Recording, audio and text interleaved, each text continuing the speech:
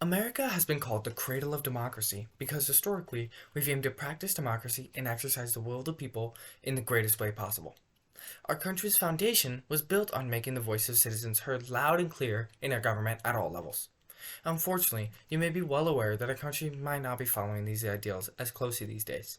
You may have heard of senators like Joe Manchin and Christian Sinema, or some House members like Kevin McCarthy, Jim Jordan, Marjorie Taylor Greene, or AOC. You may have heard of these people because they're active in our government, but they're also very active in their fundraising efforts. AOC, Jordan, Greene, and McCarthy were four of the highest fundraising House members, and I'll get into Senator Manchin later. If you're unaware, every candidate who wants to run for office in our federal government needs to raise funds to finance their campaign. The way it stands right now, essentially anyone can donate as much as they want to their favorite member that they want to win and help them campaign. But it hasn't always been that way. So let me recap the history of campaign donation legislation in America.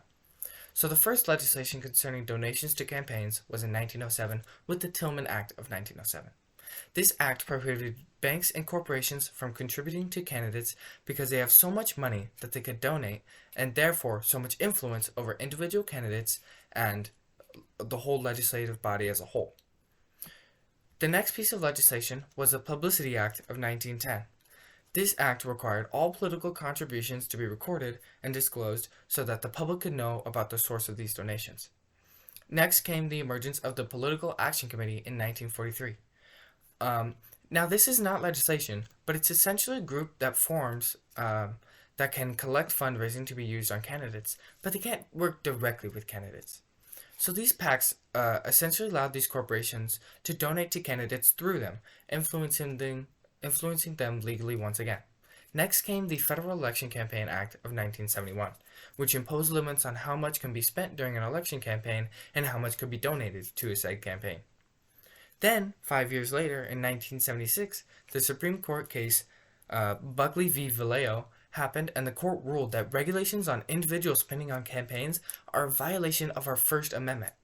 They found that donations are simply an expression of free speech, and therefore the government can't regulate those donations because they'd be hindering our right to our freedom of speech, our First Amendment rights.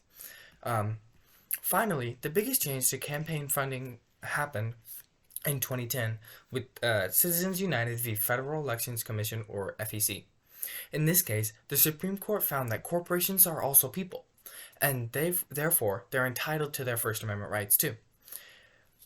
As a result, regulating how corporations can donate is unconstitutional under the First Amendment, and this case essentially reversed a century of regulations all at once, putting us back to where we started at the Great Depression in terms of campaign funding and political corruption.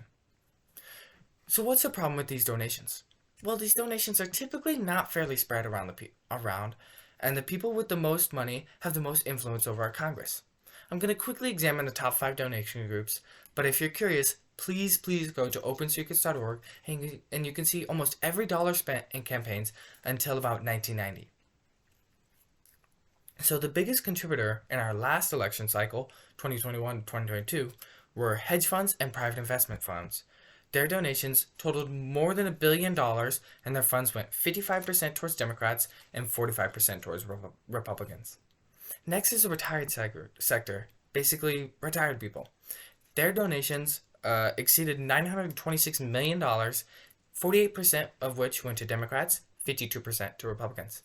The retired were followed by Republican super PACs at around $300 million, which raised 99.95% towards Republicans and 0.05% towards Democrats. Then Democratic super PACs followed them, who raised $279 million, which went 96.8% towards Democrats and 3.2% towards Republicans.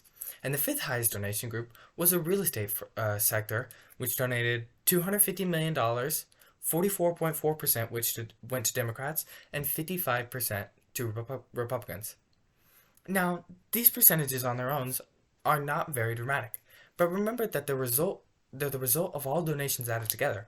So if there's a real estate corporation that really wants a Republican senator in office, they could lobby for less public housing, they could convince that senator to lobby for less public housing or fewer developmental regulations. They can. And another company could also donate to a Democratic candidate to do just the same, but the percentage comes out to about 50-50 even if they're donating for the same thing. This is really obvious in the donations from oil companies, who donated roughly 70% towards Republicans, and it became increasingly obvious that they really wanted to influence our American policy, at least in the Senate. Remember when I mentioned Senator Joe Manchin at the beginning of this speech? Well, if you watched the news recently, you may be aware that he voted against almost all climate bills proposed by Democrats, even though he's pretty much the only member in our whole Congress to vote for the other side. Now, his intentions may seem strange until you look at his fundraising history and find that the oil industry donated to him the most over any other candidate. Manchin was also the only Democratic member who received that level of funding, as the second through fifth highest recipients are all Republicans from oil companies. To expand on the influence of these super PACs, the biggest runoff race in the history of American elections was the last election in Georgia between senators Warnock and the incumbent Warnock and the opposing Herschel Walker. You've also probably heard of this. The runoff raised the most funds of any two campaigns ever, more than $300 million just for one Senate seat. And the victor, Warnock, received $200 of those $1 million, and the loser, Walker, received just $100 million. Surprise, surprise, the recipient with the most money ended up winning. And they ended up winning an incredibly important and influential Senate seat. So, how can people fix this issue? I believe what needs to be done is we have to revisit our campaign donation regulations so we really shot ourselves in the foot by deregulating our system. So I propose repealing those deregulations. First, we have to reverse the Citizens United ruling regulating corporate donations. Next, get rid of the political action committees altogether. Then, we need the regulations of the Tillman Act, the Publicity Act, and the Federal Election Campaign Act again, limiting corporate and individual donation amounts and letting the people know who's donating again.